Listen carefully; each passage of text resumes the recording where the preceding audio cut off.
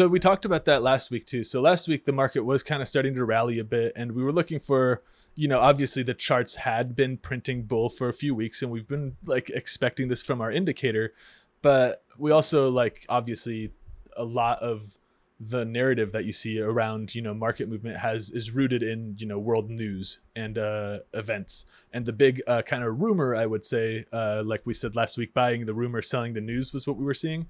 But the rumor last week was that we were going to see a debt ceiling resolution for the United States, which again, just to really briefly touch on what's happening there, is the United States has a cap on how much money they can go into debt as a government and how much they can spend. And they were coming up on that cap pretty quickly, and there was going to be quite a few existing government contracts and government obligations, debt obligations, that would default if the debt ceiling were not increased. Last week, when we did our video, we talked about how that debt ceiling increase was likely to go through, that they were close to an agreement, and then that news was kind of driving a positive sentiment into the market. This week, we actually got the news.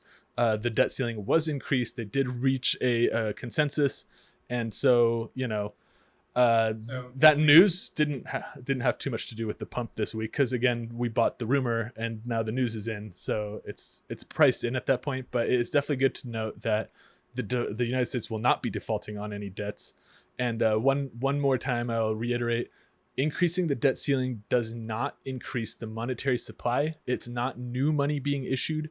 It is the allowance of debt to increase to pay existing debt obligations, not to greenlight new debts.